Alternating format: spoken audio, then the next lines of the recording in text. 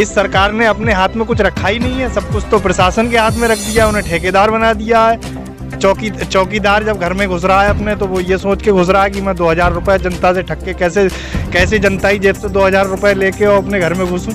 गुंडों का इलाज अब 5 साल में नहीं कर पाए तो अब क्या करेंगे ये। बीजेपी सरकार से हम संतुष्ट नहीं हैं। अच्छा, बेरोजगारी की समस्या है साहब। किसी के घर में अगर गल्ला नहीं है तो सरकार 2 बार गल्ला भी दे रही है।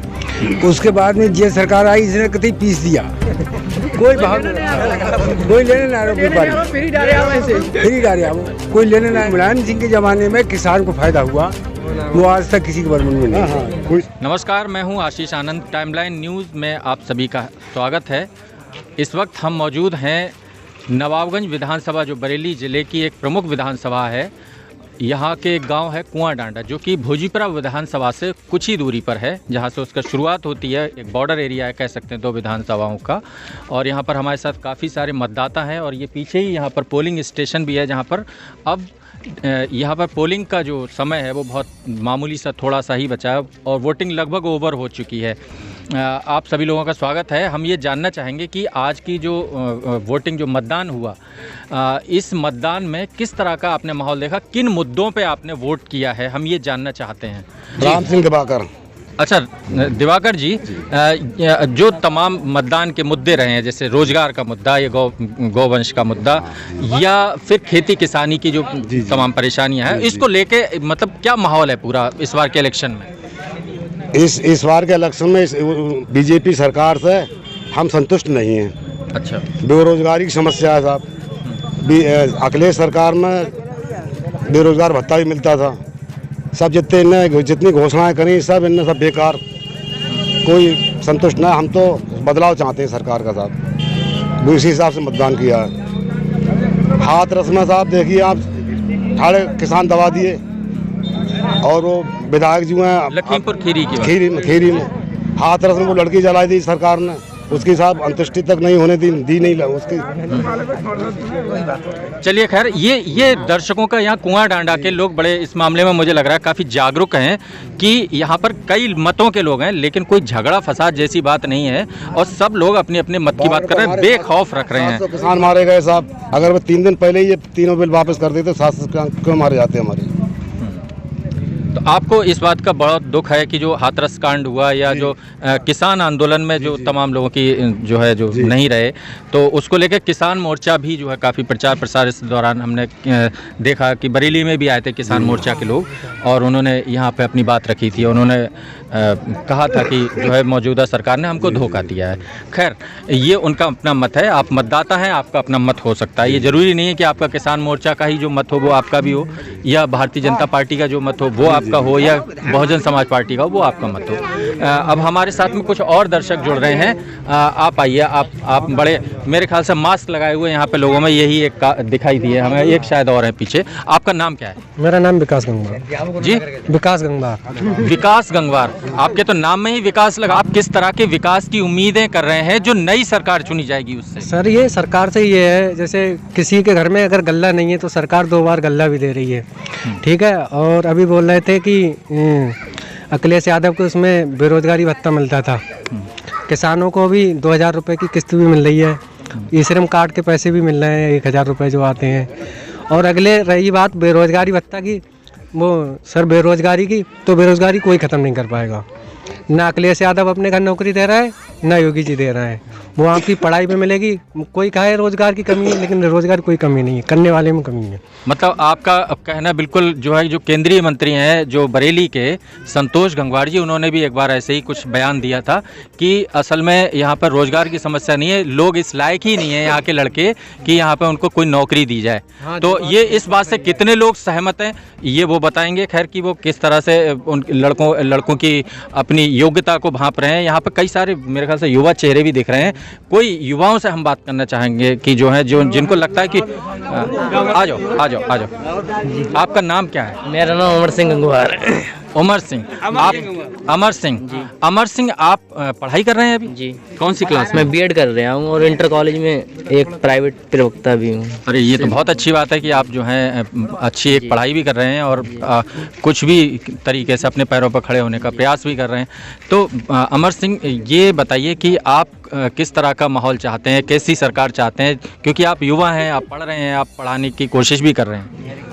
मैं तो इस अपना दल एस अनुप्रिया पटेल जी के साथ 2014 से ही लगा हुआ हूँ। एनडीए सरकार का सहयोगी पार्टी के नाते लगा हुआ हूँ और उन्होंने जो काम किए हैं, उन्होंने तो काफ़ी हद तक विकास के काम किए हैं। जैसे 69,000 भर्तियों का मामला था, पिछड़ा वर्ग आयोग को आज तक संविधान का दर्जा नहीं मिल पाया और काफ़ी हद तक चोरियाँ भी इसमें कम हुई हैं। और रही बात किसानों के हित की, ये तो एक किसान बुनियाद है मेरे हिसाब से। जैसे अभी आए बसपा के 19 विधायक थे, 14 टूटे, अखिलेश जी ने गोद ले लिए। अखिलेश जी के गोद थे वो स्वामी प्रसाद के चले गए, तो क्या ढांचा तो बदलेगा नहीं। किसान की जो दुर्गति है वो काफ़ी हद तक मेरे हिसाब से तो कुछ सही है। आपके हिसाब से किसान अच्छी पोजीशन में है? अच्छी तो सर नहीं है, लेकिन उसका तो ढांचा वही रहेगा मेरे हिसाब से। आपके घर में कितनी खेतीबाड़ी होगी, मतलब जिसमें कि आपको 30 बीघा है, 5 एकड़ जमीन है। तो 30 बीघा में आपको इतनी आमदनी हो जा रही। जैसे ये बात भी थी, एक हम आपको याद दिला दें कि सन 2022 में ये इलेक्शन चल रहा है, 2022 में ही जो है भारतीय जनता पार्टी ने कहा था कि किसानों की आमदनी दोगुनी हो जाएगी। आप इस बात से कितना सहमत हैं? सर इतना तो मैंने दोगुनी तो नहीं हुई, दोगुनी का एक कारण भी है कुछ हमारे पास। जैसे हमारा 1600 को गल्ला में केवल इस गांव से 2 बार 50-50 कुंटल गेहूं लेके गया, वहाँ मेरा 2000 को बिका है, 1600 को मैं केवल अपने घर के ही सहयोग से नहीं, अपने सहयोग से लेके गया, तो वहाँ रेट पे तुला तो काफ़ी हद तक आमदनी बढ़ी। अब एक ज़्यादा आप बोझ कर लोगे कोई काम का तो आप सीमित समय पे ही फल मिलेगा। आपको अभी इस बार का, जैसे हम आपके एरिया में शरबती धान काफ़ी होता है, शरबती धान, ठीक है, और खाने में भी अच्छा होता है और शहर में भी लोग खाते हैं काफ़ी। उसको 45 रुपए किलो बिकता है वहाँ चावल शहर के अंदर, कम से कम किसी भी सीजन में। अच्छा धान, मतलब अभी धान उठा होगा तो भी 45 ही मिलेगा, उससे कम पे नहीं मिलेगा। शरबती धान के बारे में हमें यहीं गांव में एक ने बताया कि 2013 में उसको 2,500 रुपये क्विंटल के हिसाब से उनका रेट मिलता था और उसके बाद से आज की तारीख तक कभी भी 1200-1300 से ऊपर शरबती धान नहीं बिका है। इस बात में कितनी सच्चाई लग रही है आपको? सर उनके पास तारीख लिखी होगी, लेकिन मैं भी 2009 से मेरे पास भी नोट है, लेकिन ऐसा कभी कुछ नहीं हुआ। शायद कभी जनवरी के समय या सितंबर के समय ऐसा बिक गया होगा तो बिक गया होगा, मेरे लिए जानकारी। नवंबर की बात बताइए। नहीं, नवंबर में कभी नहीं, नवंबर 2013 नहीं, कभी नहीं, दिसंबर। झूठ बोल रहे वो, बिल्कुल झूठ है, बिल्कुल झूठ। अच्छा, ये अब हम आपसे बात करना चाहेंगे क्योंकि 2013 आप, मुझे लग रहा है आप तो क्योंकि खेतीबाड़ी से आपकी उम्र के हिसाब से हम बात कर सकते हैं कि आपका अनुभव है, क्योंकि ये अभी नई उम्र के हैं तो हो सकता है इनके लिए कितनी जानकारी में होगा। हम आपसे पूछ रहे हैं, आप 2013 में शरबती धान का रेट आपको कुछ अंदाजा है? हाँ, बहुत 2,500 तक बिकी थी। अच्छा, हाँ 2,500 तक बिकी थी। और उसके बाद बताइए। उसके बाद में ये सरकार आई, इसने कतई पीस दिया, कोई भाव नहीं रखा, कोई लेने ना रहा, फ्री डाले वो, कोई लेने ना रहा, वो क्या कराओ फिर। जो 1900 रेट की उन्होंने MSP दी, जो मुलायम सिंह के जमाने में किसान को फायदा हुआ वो आज तक किसी गवर्नमेंट में नहीं, कोई सरकार फायदा ना हुई नहीं। इसके बाद में अखिलेश जी ने भी फायदा किया, पिछले टाइम जिनकी सरकार हुई उनमें फायदा हुआ किसान के लिए, इसमें किसान को फायदा नहीं हुआ सिवाय पिसने के अलावा कुछ नहीं। अच्छा, एक बात जो है, जो इलेक्शन में हम जो प्रचार प्रसार में अभी आ रही है, हमने कई सारे जो है भाषण और उनको लाइव कवर किया है हमने, तो उसमें ये बात प्रचार प्रसार में कानून व्यवस्था का सवाल भी उठता रहा है बीच बीच में, बल्कि अभी आज की ही कुछ सभाएं हुई हैं उसमें भी ये बात आई है कि जो गर्मी उतार देंगे कि चर्बी उतार देंगे, इस तरह का सवाल आया है कि पिछली सरकार में बहुत कानून व्यवस्था खराब थी। इस मामले पे हम आपसे कि इस बात में कितनी सच्चाई है ये हम जानना चाहेंगे। कोई नए साथी, हम नए चेहरा चाहते हैं। इस सरकार में क्या कानून व्यवस्था है? इसमें तो खुद ही सरकार का कुछ है ही नहीं। आपका नाम पहले बताइए। लोकेश गंगवार। अच्छा लोकेश भाई, हमें ये बताइए, आप जो बता रहे हैं वही बताइए। इस सरकार ने अपने हाथ में कुछ रखा ही नहीं है, सब कुछ तो प्रशासन के हाथ में रख दिया, उन्हें ठेकेदार बना दिया है। चौकीदार जब घर में घुस रहा है अपने, तो वो ये सोच के घुस रहा है कि मैं 2000 रुपये जनता से ठग के कैसे जनता ही जेब से 2000 रुपये लेके और अपने घर में घुसूं। क्या प्रशासन की व्यवस्था है? आप कोई भी काम करा के देखिए कोई भी विभाग के चौकीदार से, वो चौकीदार ये कहेगा कि भाई मुझे 500 रुपये चाहिए, तब आपका ये काम होगा। कि यहाँ इतने लोग खड़े हैं, किसी से पूछ लो आप, किसी भी वर्ग से, चाहे थाने जाओ, चाहे तहसील जाओ, चाहे ब्लॉक जाओ, चाहे हॉस्पिटल जाओ गवर्नमेंट। हमने बनवाया राशन कार्ड, क्या प्रशासनिक क्या व्यवस्था है आप बताएं? नहीं तो वो तो कह रहे हैं कि पिछली सरकार, वो कह रहे हैं, आप बताएं, आपने ये क्वेश्चन पूछा क्या व्यवस्था है प्रशासन? भाई ये हमारा तो सवाल है कि भाई क्योंकि एक दल ये कह रहा है कि पिछली सरकार में कानून व्यवस्था खराब थी, हमने अच्छी करी, सारे अपराधी भगा दिए, गुंडे भाग गए प्रदेश छोड़कर। हम तो इन्हीं से पूछ रहे हैं कि कैसे भाग गए? आपने तो नया क्राइम रेट बढ़ा दिया, आपने तो क्राइम रेट तय कर दिया कि 500 रुपये में ये काम हो जाएगा, 2000 में ये हो जाएगा, 3000 में ये हो जाएगा, 5000 में ये हो जाएगा।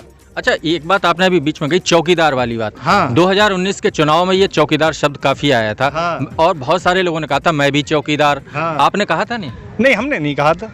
और किसी ने कहा था कि मैं भी चौकीदार? ना। अब कोई चौकीदारी नहीं कर रहा है यहाँ। हम तो समाजवादी थे, समाजवादी हैं। अच्छा, आप समाजवादी हैं, तो इस वजह से आपका हो सकता है ये आपका मेंटल मेकअप भी हो। मेंटल मेकअप नहीं है सर, ये रियलिटी है जमीनी स्तर पे। आप कि यहाँ इतने सारे लोग खड़े हैं कमजोर वर्ग के, और ये सारे लोग, इनसे आप पूछिए कि अगर कोई थाने या कहीं जाए तहसील, तो बिना पैसे दिए इनका कोई एक काम भी होता हो, जाति प्रमाण पत्र बनता हो, लेखपाल अपनी रिपोर्ट लगा के देता हो बगैर पैसे के, और क्या?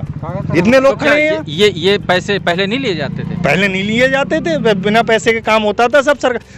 ये जो नेता लोग थे हमारे, एक फोन मार देते थे अधिकारी तो हिल के बैठ जाता, उठ के छोड़ जाता था। अब नेताओं की सुनी तो सुनते ही नहीं है अधिकारी। तो आपको लग रहा है भारतीय जनता पार्टी के नेता कमजोर हैं क्या? कमजोर क्या, और क्या कमजोर नहीं है, और क्या है? क्यों, उनका तो वजन, और देखिए केसर सिंह गंगवार कितने ताकतवर थे, वो लंबे चौड़े भी थे काफी। लंबे चौड़े, देखिए भैंस तो बहुत तगड़ी होती है, आदमी बहुत छोटा होता है। आदमी के दिमाग में शक्ति होती है, कोई शरीर में शक्ति थोड़ी होती है। अभी के जो उनके कैंडिडेट हैं वो भी काफी अच्छे डॉक्टर भी हैं। डॉक्टर है तो वो अपने डॉक्टर इलाज कहाँ कर रहे हैं बढ़िया से?